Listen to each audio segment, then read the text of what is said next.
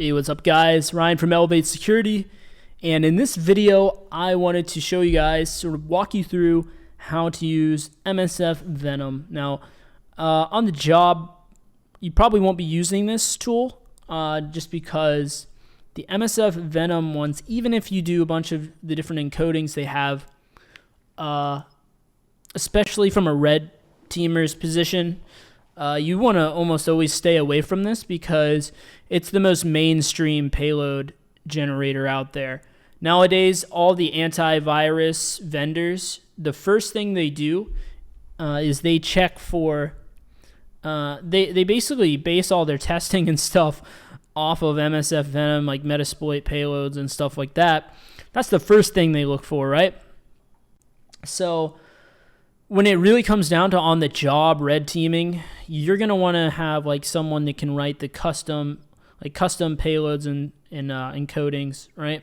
That's the best way to do it because there's no known signature if it's completely custom, or else maybe a very lesser known payload essentially.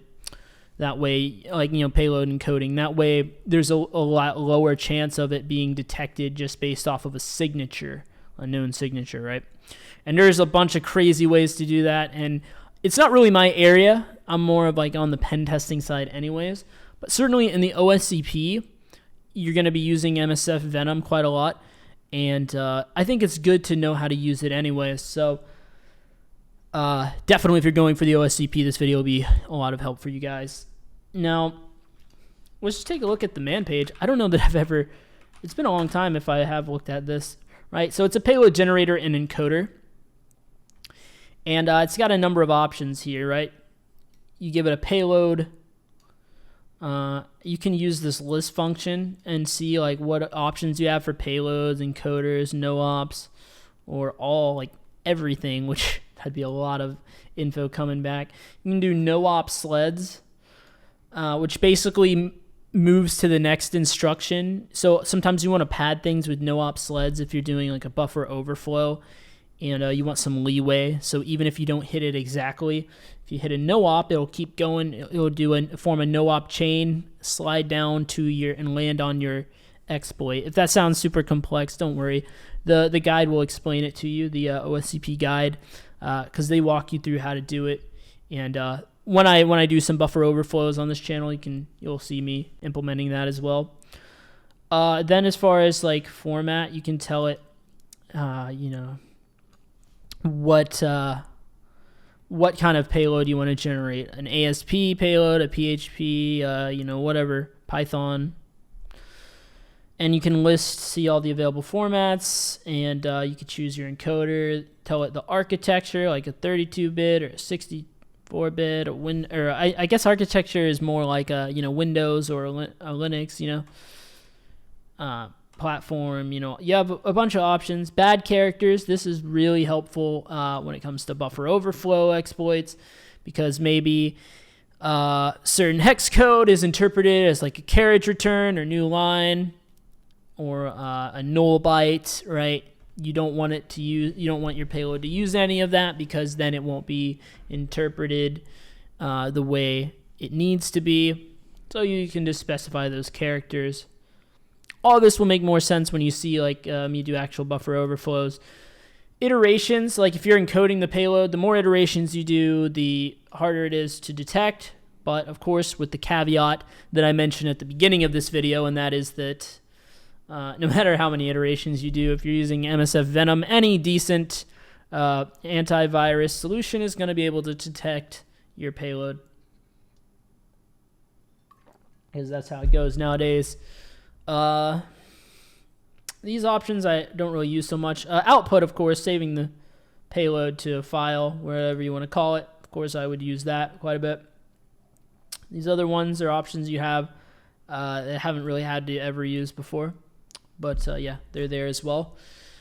But yeah, let's jump right into it. Here's an example. Oh, cool. They gave us an example. Let's work off this example, shall we? So something like this, right? In this case, you're using MSF Venom to generate a payload for the Windows platform, and you're generating a Windows, a shell bind TCP. So basically you're going to bind it to a port, and then you connect to that port. And you're encoding it with x86 Kataganai, which is an encoder that used to be pretty good at evading antivirus, but yeah, not anymore, sadly. That's always like a cat and mouse. That game has long been played, and this one is no longer what it used to be. And then bad characters, you're saying is the like null byte, and it's a Python payload. So we didn't specify a -o flag to save it to a file, so it's just going to print it out to the screen here. So if you had like a buffer overflow exploit, you would copy this and just paste it into your script, right? And so this is like your payload here. And it gives you some info about the size and stuff like that. Now let's go ahead and start looking through your different options here. So one of the options, is pretty good, is the list option with the -l flag. We can start seeing what options you have available for the different things, right? So let's see what payloads, if you want to know, okay, well, what payloads are available for me, you can do -l for list and say payloads, list all the payloads. So it's going to take a minute to run because there's so many different ones that you have. But once it does, I can break down what the different sort of categories of them are. Of course, you got payloads based off the architecture, like Windows payloads, Linux payloads. But then, here, let me full screen this so it's formatted a little better. Scroll all the way up, and let's see. So you got even like AIX, Android, iOS, BSD, all kinds of different payload options here. And it tells you like what it does basically over here too. Generally, now don't get too overwhelmed by this. Generally, the one you're going to be using on OSCP most of the time is the Linux reverse TCP or Windows reverse TCP. So let's see if I can find that. And you can use the Meterpreter one, don't worry. You can use Metasploit on the exam as much as you want, as long as you're using the listener. The Metasploit listener is allowed, because you can generate Meterpreter payloads, right? You're only allowed to use Metasploit one time for like the actual like different Metasploit modules of like exploiting or scanning stuff. But as far as like payloads, like to connect back, like using the listener, the what is it called? Multi-handler, the Metasploit multi-handler. You can use that as many times as you want on the OSCP, so you guys know. But let's see here.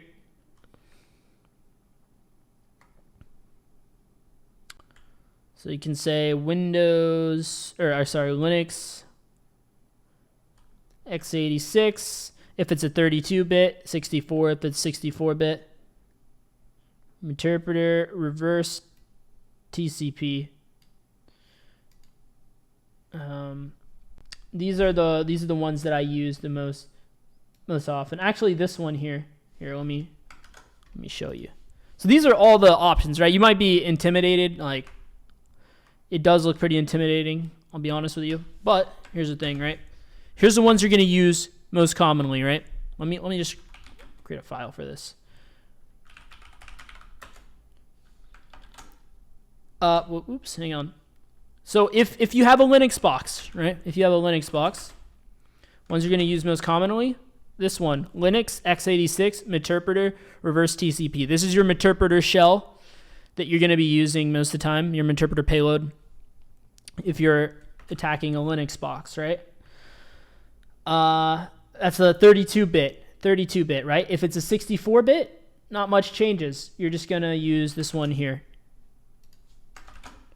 Linux x64 Meterpreter reverse TCP. Pretty simple, right?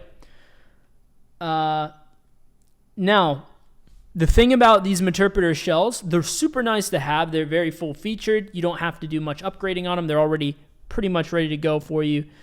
And yeah, they're the best shells you can have. But the caveat is they're also the largest in size. So sometimes, especially when it comes to buffer overflow exploitation, there will be many times where you don't have that much space for a payload. So you can't use the interpreter payload because you don't have enough room to work with, if you will. So you need something smaller, more lightweight.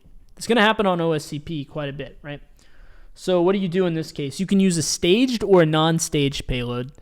One of them is smaller than the other. I think the non-staged is the smallest, I'm pretty sure. Correct me if I'm wrong. But staged and non-staged are both a lot smaller than interpreter payloads. So here's your staged payloads you would use in this scenario, right? You would use, you could use this one right here, Linux x86 shell reverse TCP. And of course, this is for 32-bit, x64 for 64-bit, right? Pretty straightforward. But then for, say, if you want to do the non-stage version, then you can run this one right here. These are for reverse shells. You could also do bind shells. But yeah, this is your non-staged one. The only difference is instead of a slash, you got an underscore here. And so then the last thing I'll say is you can run bind shells if you want.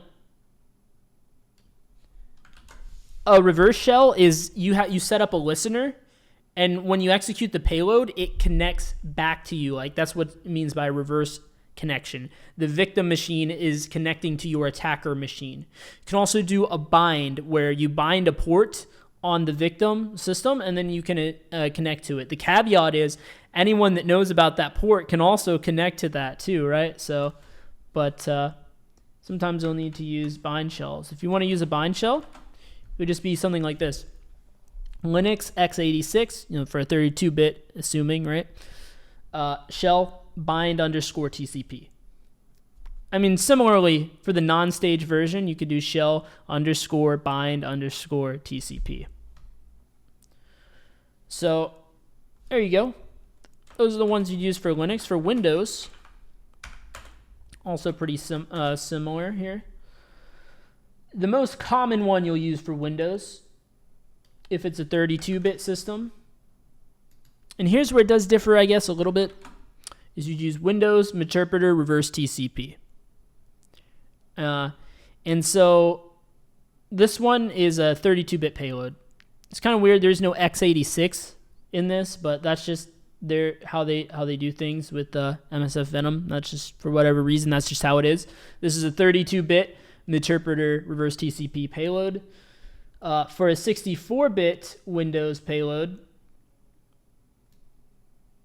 this is where it looks more similar to the Linux case here. You would have Windows x64 interpreter reverse TCP. Now, if you want to do the staged version, if you want to do the staged version of that, you can do Windows shell reverse TCP, like so. Pretty similar, except, this is a 32-bit version, right? For the 64, it would be Windows x64 shell reverse TCP. And then lastly, the non-staged version for a 32-bit system would be Windows shell underscore reverse underscore TCP. Now, of course, you can also do bind shells just like before. I'll just write it down here for completeness. This would be an example of a bind shell you could do. But yeah, usually if you have the room, just do an interpreter one. So this one and this one, probably the two most important to remember. Put these in your notes, I would say, because you won't always remember everything. And you don't have to, just put them in your notes.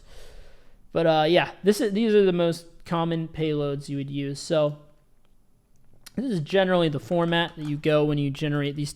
You do when you generate these type of payloads here. Oops. Let me copy this over. So you generally have something like this, right? MSF Venom-P, and then one of these payloads here. L host, your attacker's IP address. L port, the port you want it to connect back to, the port you're going to be listening on when you set up your multi-handler in interpreter, or in Metasploit, rather.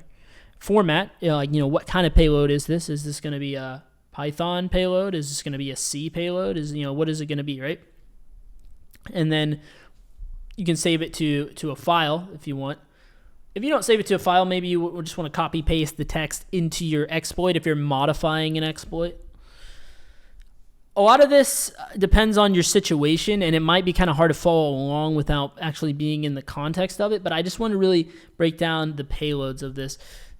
This video is getting kind of long. I'll go ahead and cover the other aspects of Metasploit, of MSF Venom in future videos. Like, we can go through all the formats and in another video, right? And just further deep dive into this thing. But I hope this video was helpful to you guys. I wish I knew all this stuff when I started. I had to kind of figure out, okay, this is what I'm going to be mostly using in this situation, and this one in this situation, right? But I pretty much laid it all out for you A to Z. So let me know if there's any questions down in the comments section below. If you've been enjoying the content so far, though, be sure to subscribe and hit the like button. It helps out, and you get the message out there to more and more people, and we'll just keep growing this together. And I will see you guys in the next video.